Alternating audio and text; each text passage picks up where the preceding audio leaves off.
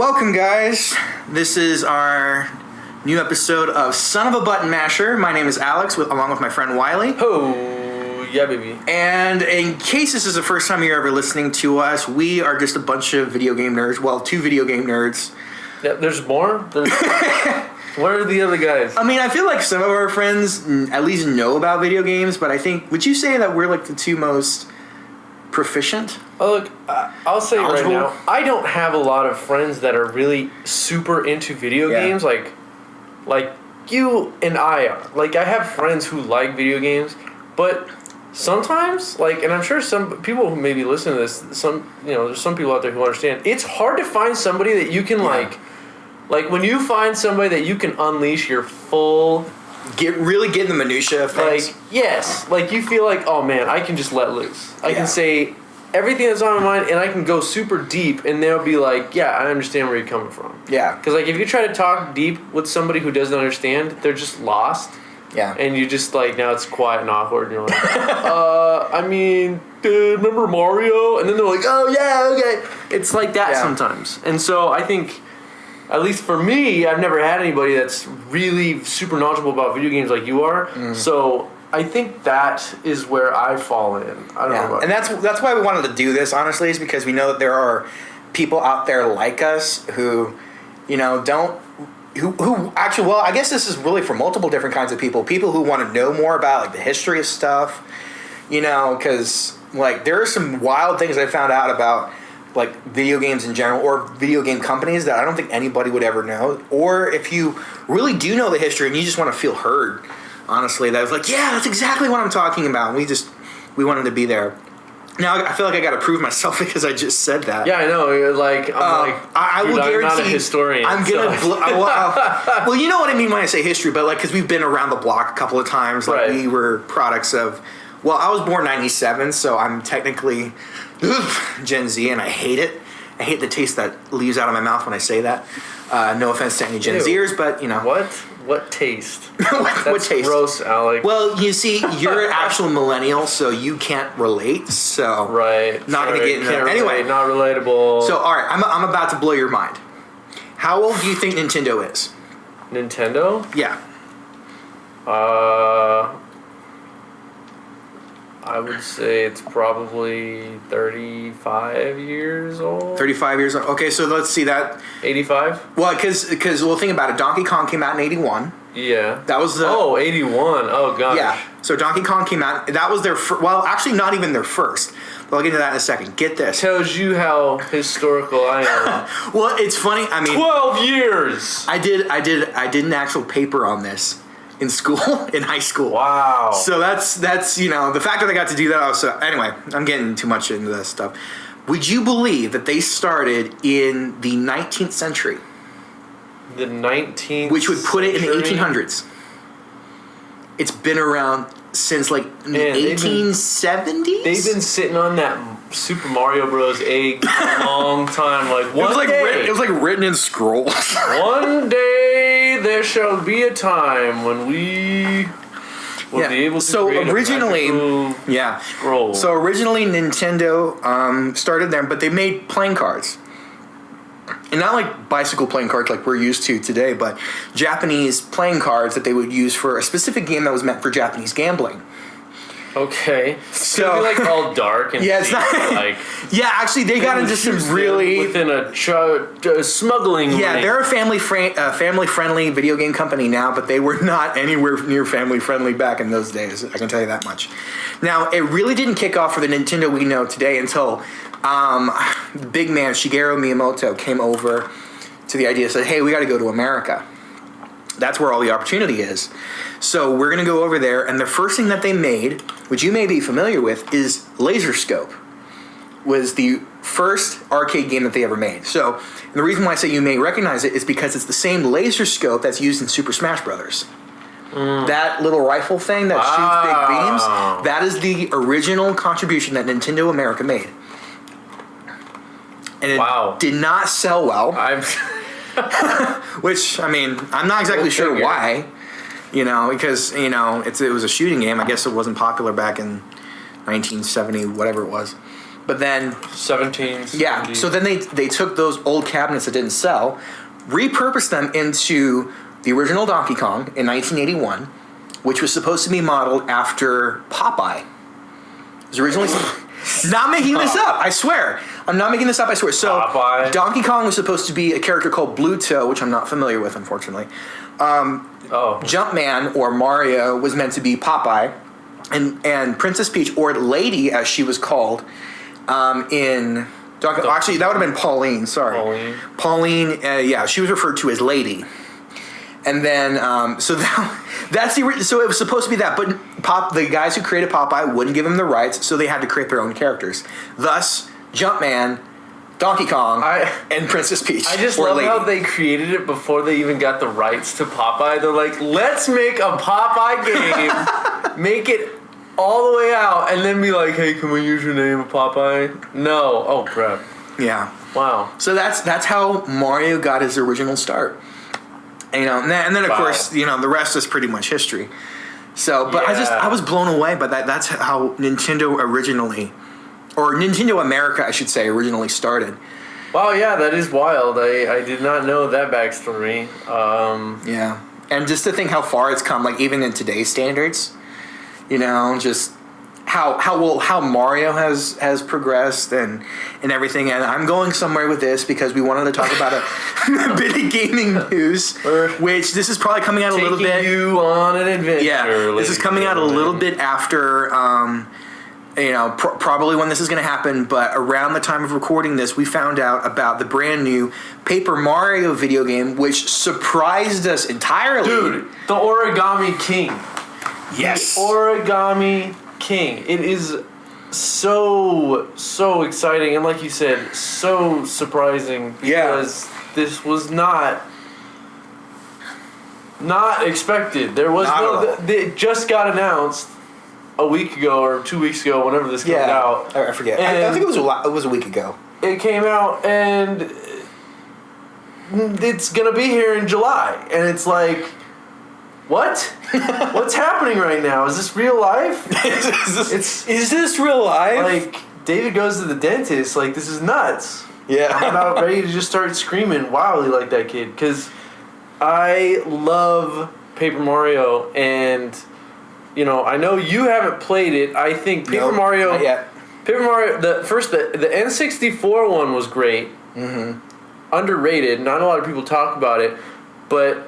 The 1,000-Year Door on the GameCube is so good. I think that's the one I've heard mostly about. It was pretty slept on, I think critically. Mm-hmm. But man, like if you talk to anybody who likes Paper Mario games, that was the one. That was a jam. It was so good. It was so clever. It was funny. When you can make a text-based game, there is no vocals in the game, like most Mario games. Well, they would have had like the little. I don't even know if they had. I don't even know if they really had the sound effects for them talking. It just showed, but the text. I mean, it was hilarious. It was so funny of a game, and the RPG elements were great, and it was it was a great ride. All the way to the end. I think I'm gonna have to find this game now. It was a good one, and typical Mario games, it's still probably like $35-$40 because. Well, I mean, now even today, like GameCube games, especially games that were like big on in our childhood. Oh man, they're still super expensive. Like if you go to eBay or Amazon, like something like Double Dash. Yeah, that's like a couple $100 if you're depending on the buyer or seller. Excuse me. Right.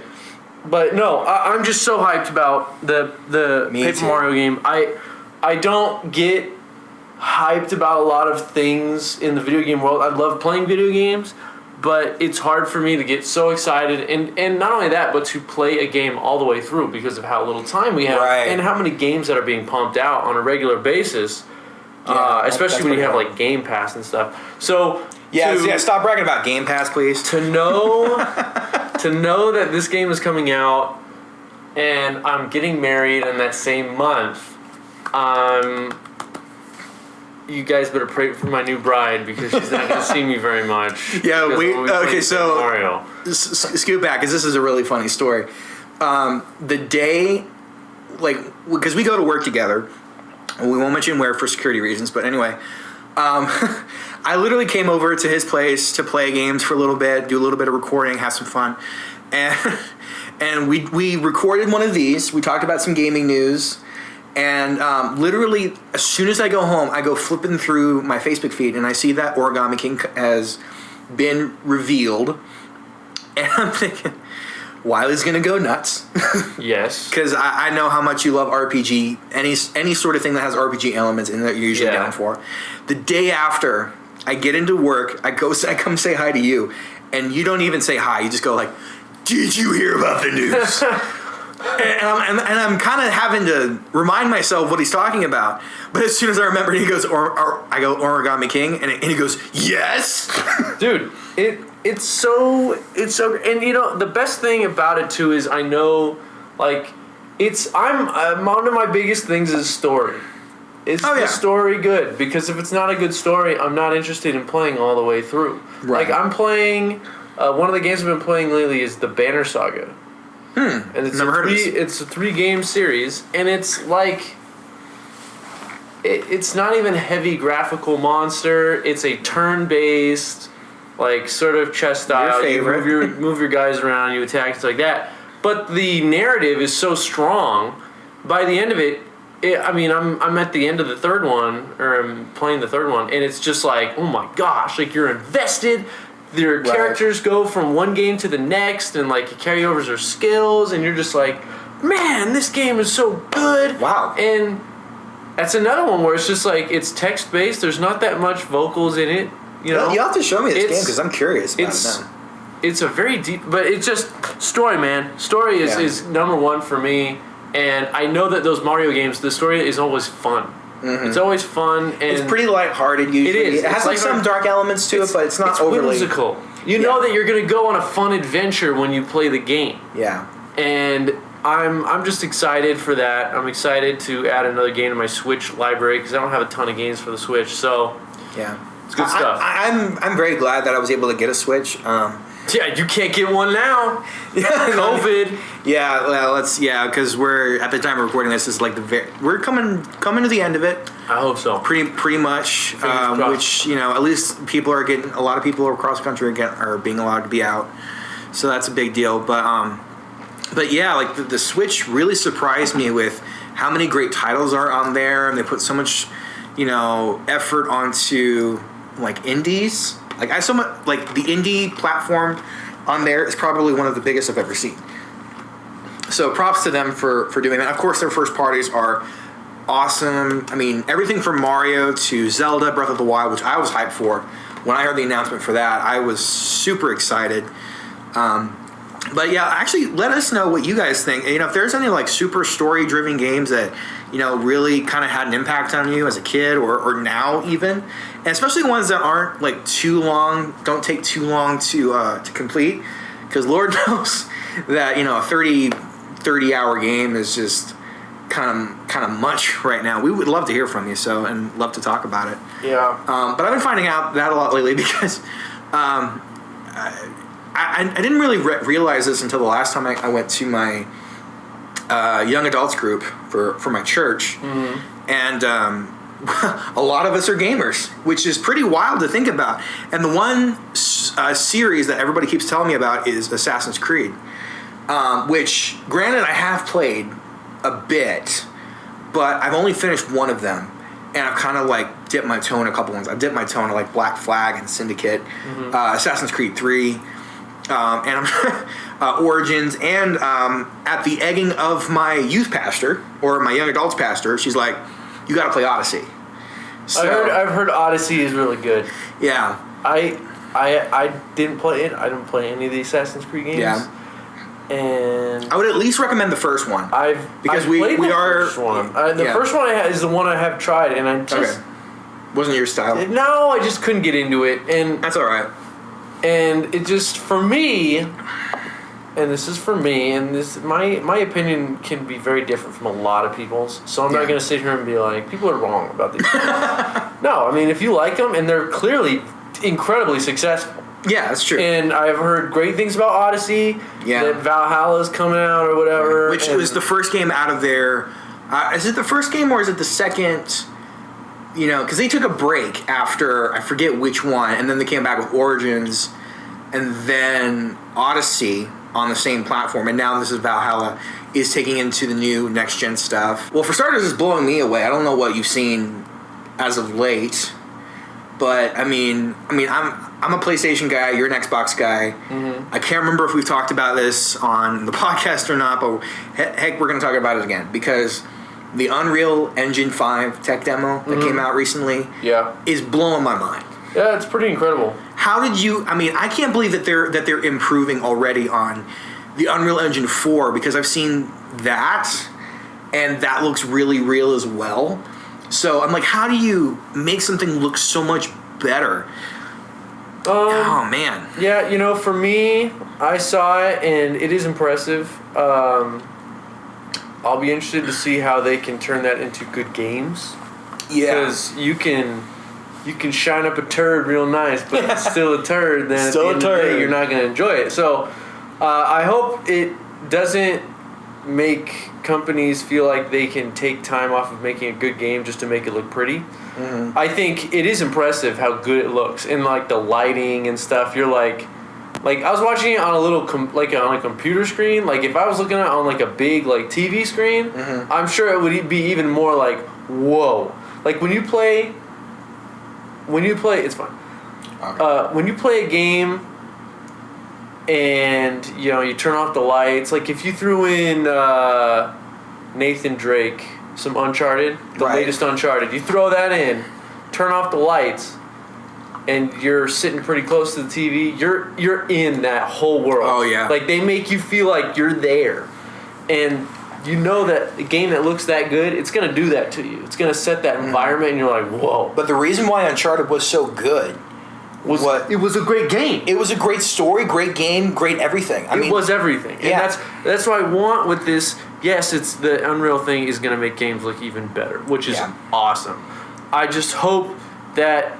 Because the first few games that it comes out on, it's going to be a little awkward. There'll probably be some good games, but there's also going to be some awkward things where they got to work out the kinks and stuff. Right. And so I'm excited. You know, I definitely think it looks promising. I've seen great looking games before. I've seen things at like E3 and stuff. Oh yeah. And then when they actually come out, they don't look as good as they made us think they were going to look. Right. So hopefully we don't have any of that, like, you know. Look over here, and then he gets slapped in the face. Yeah, because that happened. You know. Like I heard, I never played it, but I heard that happened with Order 1886 when PS4 came out. Because Killzone. Killzone had the famous E3 trailer that made it look like it was going to be unbelievably good looking, and then the real game came out, and people were like, "Wait a minute, this doesn't look anything like the trailer." And it was still a good game. Well, it was all right. I mean, I actually bought that and I had not finished it. But you know, I liked it. I thought there was some really nice things that they did with it. You know, a little bit too much lens flare for my liking, but you know that was the era. Too much lens flare. I don't think I've ever heard that.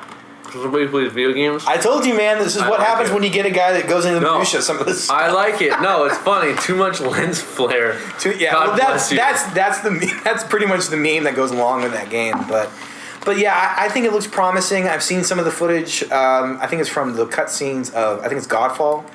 Is one of the PS4 launch or PS5 launch titles that are supposed to be coming out. That looks amazing. But again, like you said, I mean, any game can look amazing. It's whether or not they can deliver. So, you know, but I mean, I'm confident that as developers get the hang of it, you know, because we found so many games that just have great story or just great gameplay that doesn't require a lot of good story. Mm-hmm. We play a lot of nonsense games that are still as fun to play as, you know, some of the sensical ones. Sensical? Nonsensical? Nonsensical, but sensical. Right. If we keep saying sensical, trademark sensical. We're gonna keep saying sensical over and over, and then finally one of us is gonna accidentally say testicle, and then it's gonna be like, oh shoot, dude. This is a family-friendly stream. We can't say it is a part of the human body. Dang it. And that's the end of that conversation. All right, so you know we'll just call this like TVPG. Yeah. Yeah, parental guidance. Look, Shrek got away with a lot on a PG stamp, so... That's fair. All right. We're not talking about movies. We're using Shrek as a... We're using Shrek. As a measuring stick for our show. That makes sense. That's fair. That's fair. Oh, man. Sorry. Continue. Hopefully that'll go over a lot of kids' heads. So we're gonna get a letter from parents. Shrek is just a meme now. Nobody even...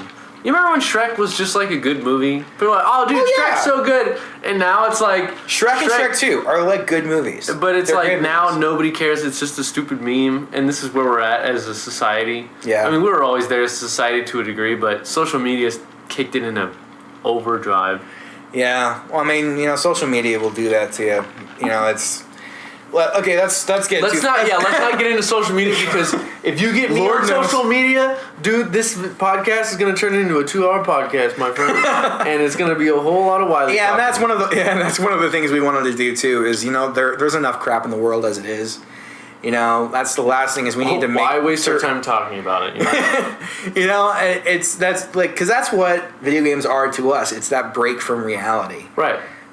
So that's just. I don't know. I mean, that's the best way I can say it. It really is that break from reality, like a good book or something like that, or a good movie, Right. Referencing Shrek and Shrek 2 again, might as well. But it really is that getting to enjoy worlds that you would never see, countries that you may never visit, do things that you may not even do. Granted, a lot of them are criminal, in the case of like GTA or something. But it allows us to, it's interesting how the community has like come together. Mm-hmm. So, and I'm kind of proud of it in a one way. And then when you see people who are just like, and then when you speaking of social play longer than 10 minutes and you see the scum that's out there on. But that's the thing too, is like scum is scum no matter where you go, and I think we talked about this last time. We did, anyway. So we don't have to get into that again. Yeah, go watch. Go listen. Go Lich and Wasson. Fire up that podcast that doesn't have any visuals. Did you hear what I said? And watch it. I don't know what you just said. It was said, do you want a Lich or a Wasson? Man, so this thing just got turned into TV 14, man. No.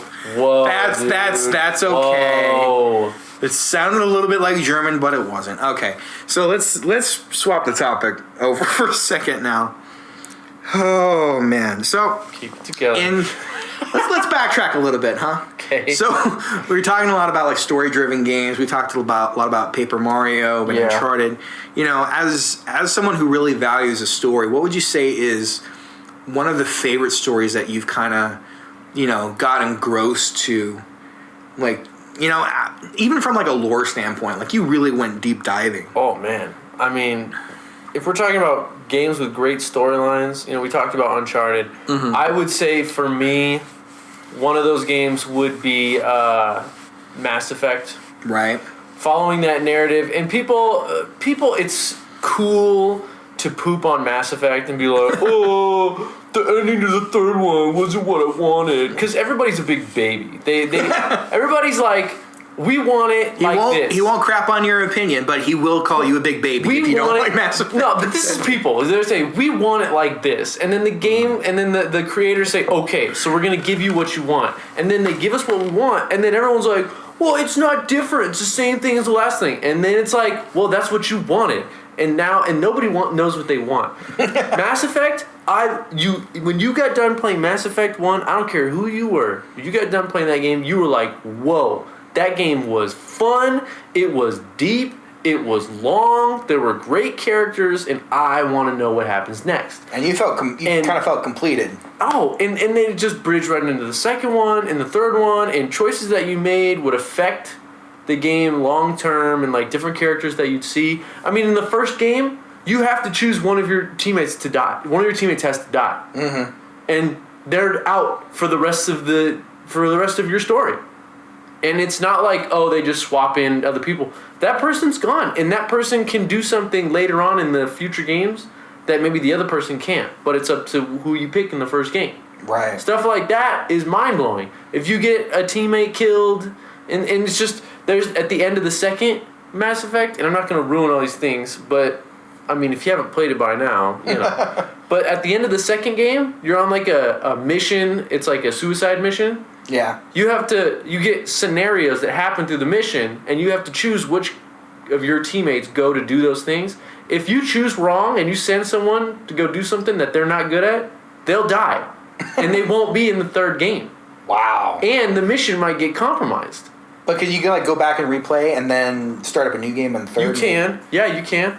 And I mean, there's even a point you can die. Your character can be dead after the second one. Oh, that's right, because it starts up like this is like the child of that person. No, it's like not the child.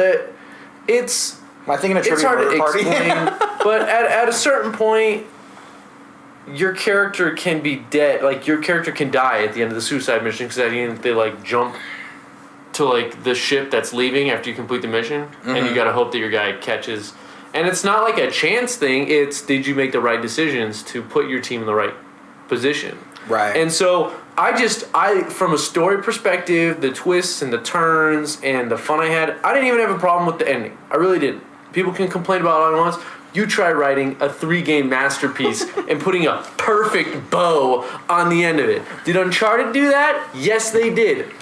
Unbelievably. But they also weren't working with sci-fi and bigger, huge implications and like godlike, ships and all this stuff. Yeah. So Mass Effect, they went big. And for me, it was a home run. And I loved the crap out of that game. So that storyline would probably be the best for me. I'd probably have to go back because I feel like they're making I want to say they're making a remastered trilogy. I mean, they got to do that at some point. At the very least. So I hope so. They got to make up for Andromeda's losses. Andromeda, yeah. I mean, if Andromeda, it's too bad for Andromeda because if they, and we're getting too much into Mass Effect. Well, from what I understand, even from Andromeda, just to kind of recollect it, is that it's a decent game as a sci-fi game on its own, not necessarily as a Mass Effect. If it didn't have Mass Effect attached to it, it would have been more successful, I think. I didn't finish it, and I would like to go back and finish it because I feel like that's something that I should do as a fan. And I appreciate the fact that they put a lot of work into that game. It's not a bad game. People are like, again, people complain, like, oh, it's not what I wanted. It's like, get over it. It's a game, play it. Yeah. And it's in the same universe. I want to go back and finish it because I got a good way through it. I just think that, it just doesn't live up to the other games, but how can it? If the other games are that great, So, that's my rant on Mass Effect and why I believe that the storyline is my favorite. That and Uncharted, I think, are my favorite storyline games. But how about you? Well, I mean, like you said, Uncharted is fantastic. I got kind of late into the game. I feel kind of bad because I didn't get into it until Nathan Drake Collection kind of was out, and I tried it. I'm like, this might be worth it too. And then I was just completely in. Yeah. Because it was Indiana Jones, it was Tomb Raider, it was all that cool kind of character, and he was hilarious. Yeah, the snarkiness is great. It was like perfect casting. It was the movie I would have want to watch if it was a movie. So I gotta say, that's definitely one of my favorites. As far as like another series, I mean, it's kind of hard because I'll get into a lot of Telltale games, and we've talked about that before on stream, on videos, and on this. But Tales from the Borderlands is absolutely one of the games that I got so involved with the characters that I just loved watching. I loved watching. I loved being a part of their story. But as far as like a proper series of games, I mean, for me, as like one of my childhood favorites, and this is probably an obscure one for a lot of people for listening right now, is the Sly Cooper series. Yeah. And you've heard me talk about it, but it's such a childhood comfort of mine. Like when I don't know what to play, I'll boot up one of the Sly games, and I love it. Now, for those who aren't familiar, it is a it's classified as a stealth platformer, but it was one of the first kind of open world games that you could play. And it's a very unique looking game. Oh yeah, the cel shaded graphics, or to me, I mean, it added such a life to it that if it was done any other way, I don't know if it would have been the same, honestly. But yeah, I had started out on the second one, and funny story. So I couldn't play through the first 3 missions, because I got to a mission where you had to sneak past a guard, and I was too scared to do it. So I would just restart the first couple of things for the first few months or even years that I had it. So I didn't really get into it until my dad, which he'll be listening to this, I'm pretty sure. My dad came in and he was interested by it. And he got past that level. I was just sitting there watching him. I was scared out of my mind, but he's like, it's not that big a deal. He went in, he completed that part of the level, and then he started playing through the rest of the game. And I was just sitting there watching him, and I'm like, this looks amazing. And it was so weird to see the video game that you're supposed to be playing. Right. And I wanted to hog the controller from him. I'm like, I want to try. He's like, just go play the game on your own. You have your own save file. Right. But I'm too scared. That legit happened. I'm not making that up. I believe you. Yeah. Now, there was a time that I finally got past that level, and I absolutely adored the game. And it's not a super long game. There are 8 worlds that you play through, and given how much time you devote into it and how much skill you have, you can complete it in about 8 hours. Right. But for me, it took forever. But I loved getting to collect all the coins, do all the jobs. You felt like you were in kind of like the Italian Job almost in a way, sneaking around. And I absolutely fell in love with that world. It was like they were my friends almost in a way. Right. So no, I get that, and we're running out of time here, so I'll just real quick. I'll talk about it later. Metal Gear Solid. I don't know if you ever played Metal Gear Solid. Played Metal Gear Solid 5. I have a very interesting history with that game because it's like a movie sort of deal, and I'll go into that in another episode because there's a lot to it. How long? We're almost at 30. But you don't have to be right on 30 if you just want to go ahead and tell it. It's long. There's so much to it. Just take note that I have very fond, interesting memories of Metal Gear Solid, and it doesn't even involve me playing it. I've never played the games, but I love them. And I can. I could go on a long time to tell you why, but I'll save that for another episode. All right. Well, you know what? Tune in for the next episode then. Yeah. No, it's great games. And. But I'll say this: did you, just going kind of off the beaten path and right at the end? Do you remember the PlayStation commercials with Kevin Butler? He's this doofy blonde-looking guy, but he was on all the PlayStation commercials for a few years. He had a run where it was like, dude, Kevin Butler is PlayStation, and. I encourage you to go look it up. How do I not remember this? Go look up the Kevin Butler PlayStation controllers. I feel so stupid right now. They're so funny. But there's one on Uncharted, and this guy's sitting in front of the camera, and he's like, hey, PlayStation, I'm having an issue. I've been playing Uncharted. I've been playing Uncharted a lot, and my girlfriend thinks that it's just a movie. And I remember that now. Cuts to Kevin Butler, and he's like...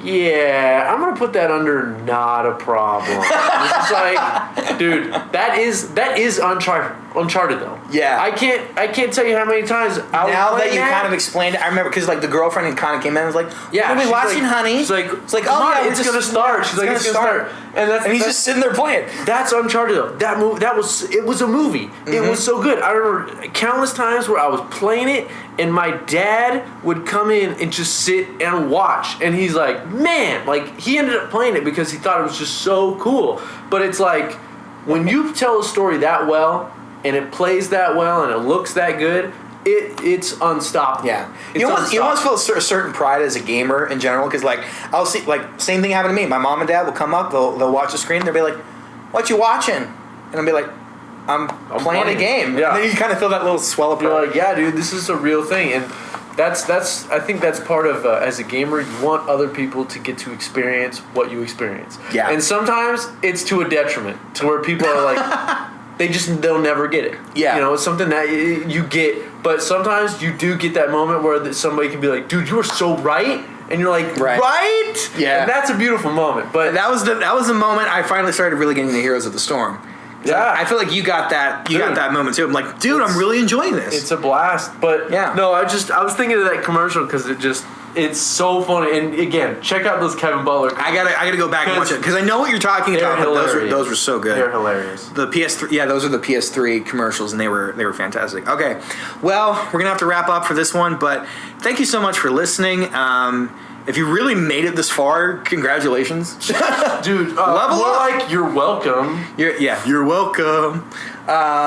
Yeah, a little bit of Moana in there. That's probably gonna get copyright strike, isn't it? Yeah. Well, okay. you know what? It wasn't that good. You'll be okay. Yeah, I think we're fine. They'll think that you were being Mr. Narwhal from Elf. There you go. Bye, buddy. Yeah. Hope you find your dad. Now we're gonna get striked. Now we're gonna get striked. All right, so we got some fun things in the works right now. You might have seen Wiley and I playing some video games on his Twitch channel. Do you want to rep your Twitch channel real quick? Yeah, we're on. We're just at Fast Break Kids, all one word, and we're streaming a whole lot more now. Right. It's not just Wiley. It's Wiley and I, his brother Jared, his sister and brother Michaela, and Dylan. Sometimes Haley comes into it. It's kind of like it's a little bit more like Mr. Rogers with video games. Here's the thing.